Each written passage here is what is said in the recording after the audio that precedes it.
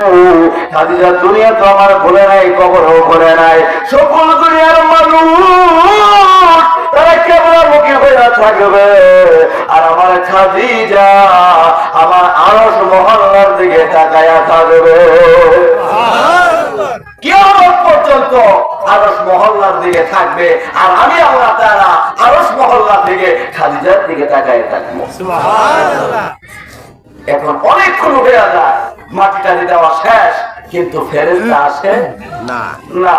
অনেকক্ষণ ওয়েট করার পর আল্লাহ পাক জিবরাইল আলাইহিস সালামকে বলে, জিবরাইল যাও আমার নবীকে বলো যে কেন সে বসে আছে। আচ্ছা কথা বলেন, আমার আল্লাহ জানে না নবী কেন বসে আছে? জানে। কথা বলেন জানে।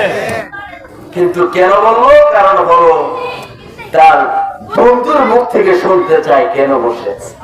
সুবহানাল্লাহ। আল্লাহ রাসূল সাল্লাল্লাহু আলাইহি ওয়াসাল্লাম কবরের পাশে বসে আছে রে। এমন তো অবস্থায় বাবারে আমার কিতাবের ভিতরে পাওয়া যায় আল্লাহ তাআলা জিবরাইল আলাইহিস সালামকে প্রেরণ করে দিল, জিবরাইল যাও আমার নবী কেন বসে আছে জেনে নাও। জিবরাইল আলাইহিস সালাম এসে বললেন, ইয়া রাসূলুল্লাহ ইয়া হাবিবাল্লাহ, সবাই চলে যায়, আপনি কেন যান না? এটা জানতে চেয়েছে আমার মালিক। আমার আল্লাহ রাসূল বললেন, আমি তো খাদিজারে কথা দিয়েছি কবরের সওয়ালের জবাব দেব, তুমি যাও বলো আমার মালিককে কখন আমার আল্লাহ তাআলা ফেরেশতা প্রেরণ করবে।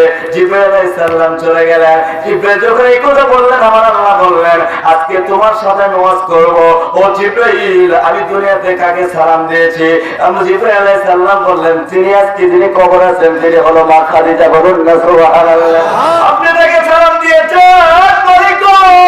আমার আল্লাহ বলে দুনিয়াতে কার মহব্বতে সৃষ্টি করেছে? নবীর মহব্বতে সৃষ্টি করেছেন। তাহলে ফেরেশতার দাম বেশি নাকি আমার নবীর দাম বেশি?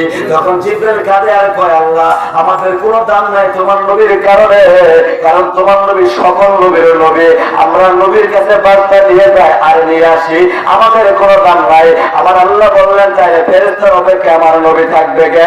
আমি খাদিজার প্রতি খুশি হইয়া রে আমি নিজে খাদিজার কবরের সওয়ালে জবাব দিয়া বুড়া।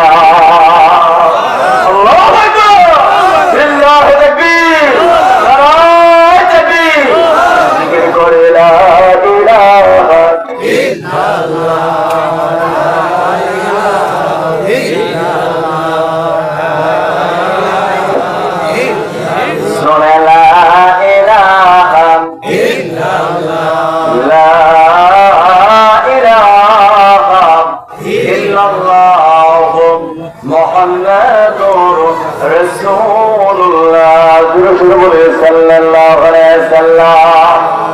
এখানে অনেকে আছে বাবা নাই, আছে কিনা?